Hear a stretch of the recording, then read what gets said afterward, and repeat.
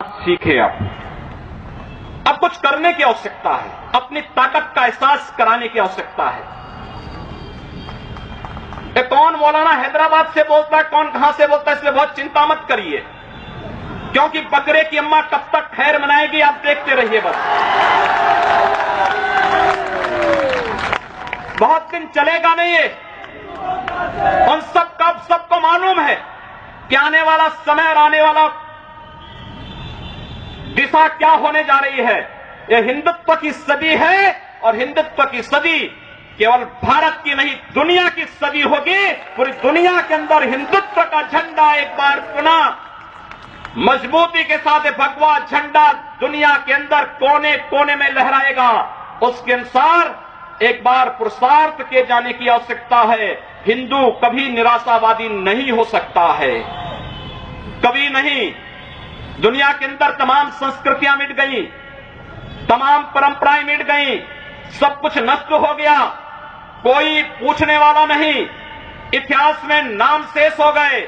लेकिन इतनी विपत्तियों के बावजूद, हजारों हमलों को झेलने के बावजूद, तमाम षड्यंत्रों के बावजूद, अंदर और बाहर दोनों से हमलों को जूझते हुए भी अगर सनातन हिंदू धर्म मजबूती के साथ खड़ा है तो वह किसी के बल पर नहीं, इस जनता की ताकत के बल पर है। और जब तक ये आस्था सनातन हिंदू धर्म के प्रति आप सबकी बनी रहेगी, भारत माता के प्रति आपकी बनी रहेगी, दुनिया की कोई ताकत आपका बाल बांका नहीं कर पाएगा।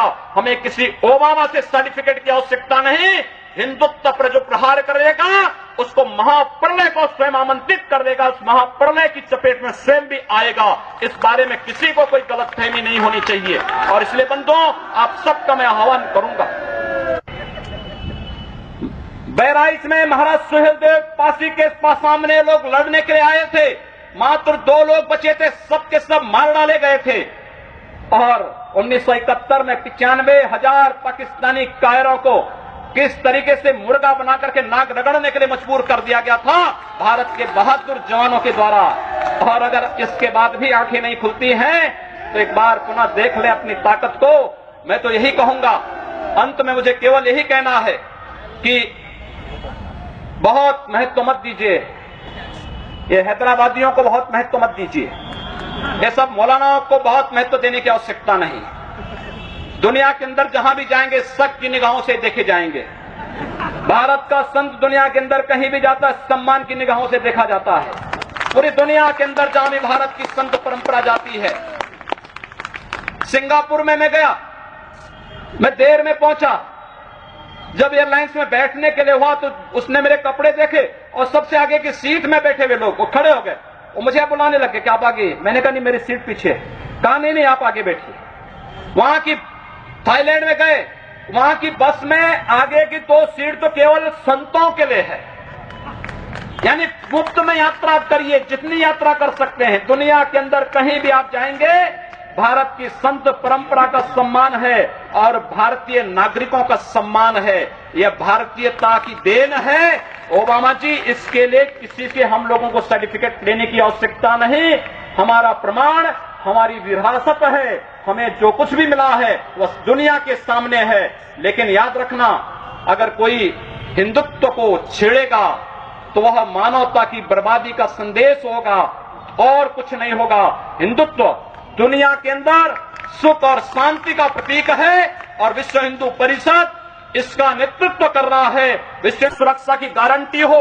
मैं कहता हूं भारत के मौलानाओं से और भारत के पादरियों से भी, आज ISIS नाम का एक आतंकी संगठन इराक और सीरिया के अंदर जिस निर्ममता के साथ मानवता को कुचल रहा है, वहां पर यजीदी समुदाय के साथ साथ तमाम अल्पसंख्यक समुदायों को बड़ी निर्ममता के साथ काटा जा रहा है। और यही नहीं, शिया मुसलमानों को भी मारा जा रहा है, उसी बर्बरता के साथ काटा जा रहा है।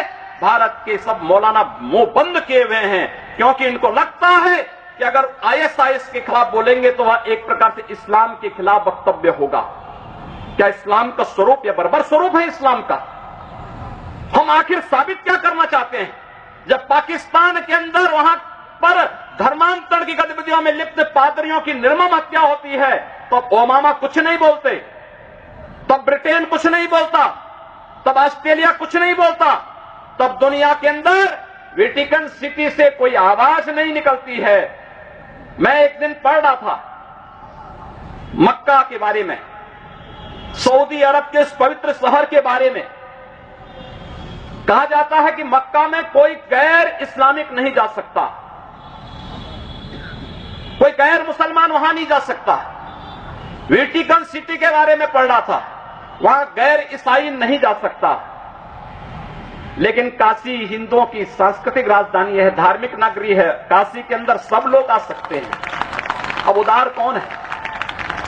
यानी हमारी काशी में सब लोग आ सकते हैं, ऊंची ऊंची मीनारें बना सकते हैं, मीनारों से चिल्ला सकते हैं, तो भी हम पर आवाज, तब भी हम पर आरोप लगते हैं। लेकिन सऊदी अरब में, मक्का मदीना में कोई दूसरा नहीं जा सकता, कोई नहीं जा सकता, कोई दूसरा गैर मुस्लिम नहीं जा सकता।